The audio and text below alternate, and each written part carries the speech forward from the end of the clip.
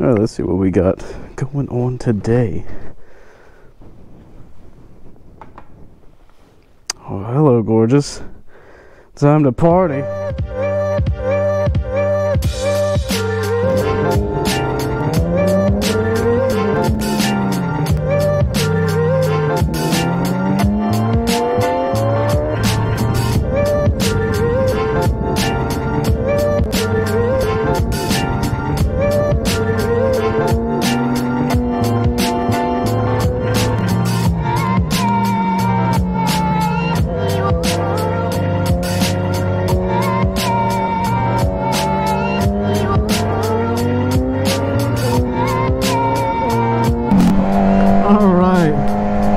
This thing is gnarly. It really is. It sounds so good too.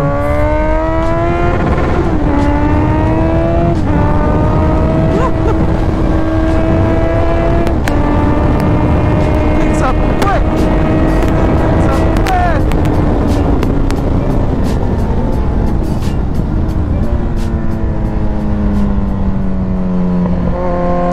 Was not expecting to hit the rev limiter there.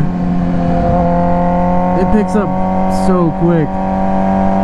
It's definitely a little bit sharper than like the CB1000. And will loft the front wheel really easily if you're not careful.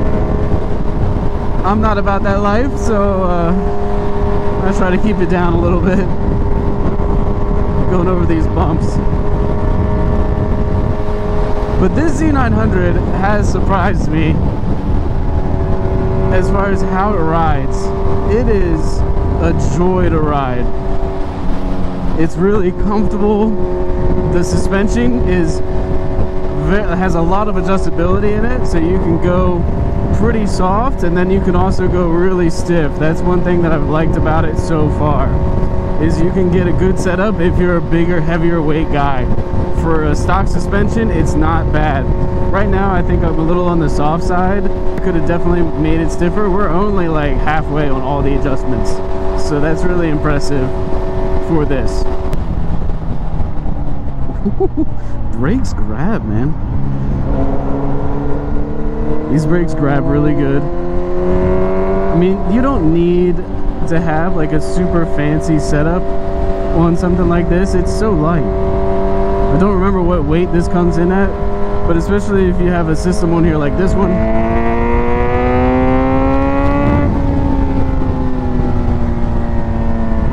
it's definitely down a few pounds. That means brake system doesn't really have to be super beefy to get good performance out of it. It feels really good braking hard into a corner, and has a really good strong bite, initial bite.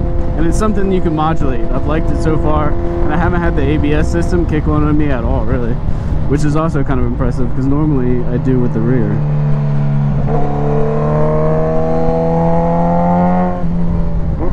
Actually, before we get too much further into this video, let's talk about what the Z900 looks like on paper. Because when you're talking about it on paper, it's actually sounding not as good as it is.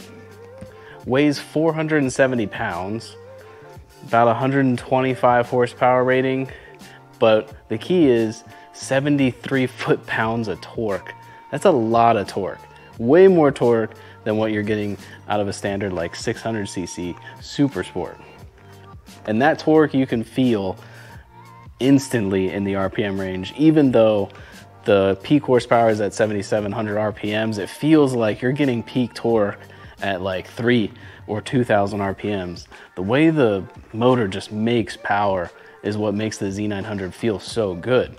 So despite it being only 125 horsepower, which is what most 600s are making at the wheel once you start modifying them, the Z900 feels so much better. And once you throw a full exhaust system on it, you can definitely notice a big weight difference. Obviously, exhaust systems save a lot of weight, but I think it's just how the Z900 is designed, the way that you're kind of more sitting in the bike instead of on top of it, like an MT10 or an MT09.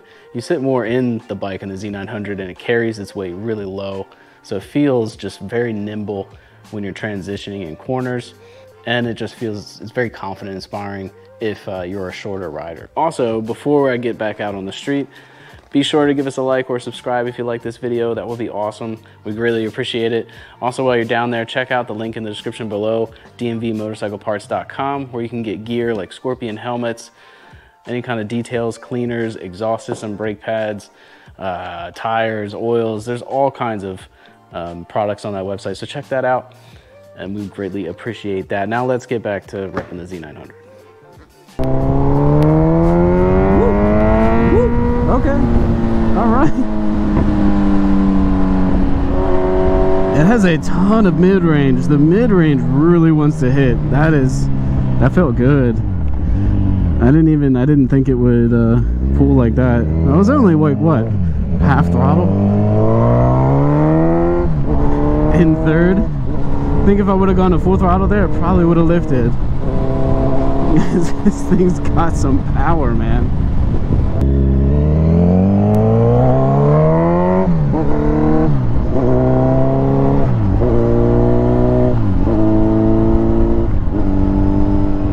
See how she rides at slower speeds, just kind of cruising.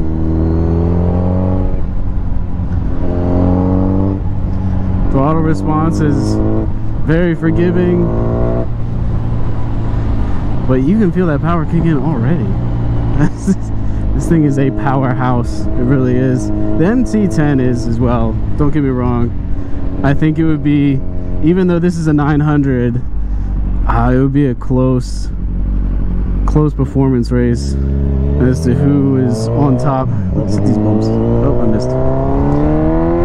Between the MT10 and the Z900. For a 900, this is a surprising bike. Like this blows the MT09 out of the water. It really does. I've had performance MT09s before come through the shop. Nope, nothing like this. And this doesn't have a tune. I don't know if I mentioned that earlier in the video, but there is no tune on this bike, so it could be even crazier once you tune it. I'm sure you've heard the old adage of like, well, it's annoying to ride this bike slow. A lot of performance bikes back in the day, like they were so twitchy and so annoying and just frustrating really to ride. This isn't twitchy, but it wants to move. I'm not even, it just wants to keep moving. So trying to keep your pace down, even in high gears on a back road, is a little challenging. Every time we go through the throttle, this thing has so much torque, it just wants to go.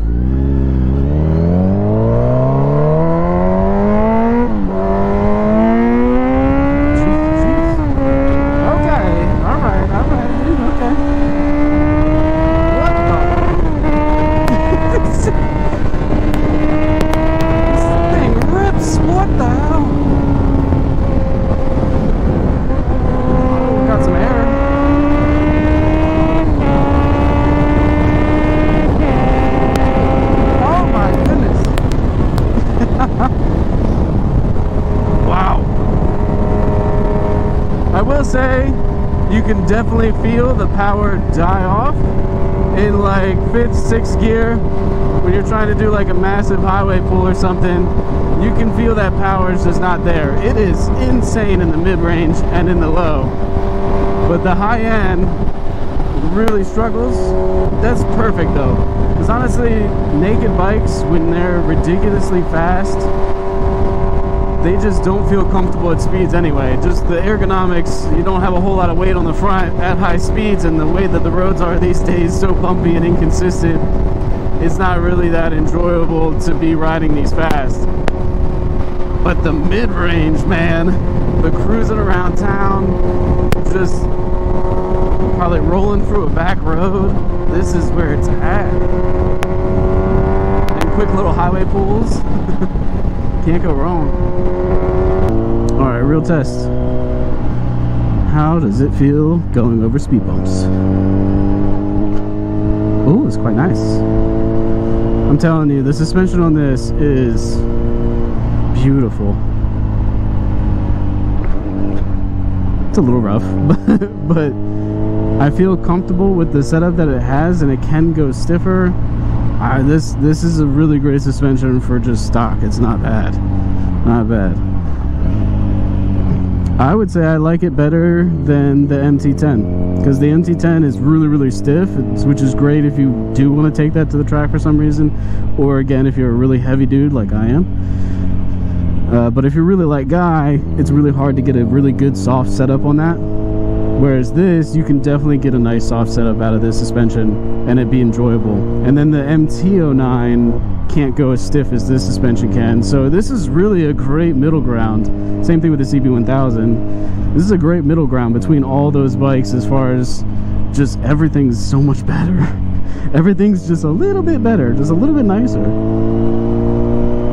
So initially, when you look at the Z900 on paper, you may just not be that impressed, which is why I want to do this video on it, because I was actually really impressed with riding it, because that motor is actually a derivative of the ZX9R that came out in like the 90s and early 2000s, which if anybody knows anything about that bike was a monster for the time, making about 140 peak horsepower is what that bike was rated for.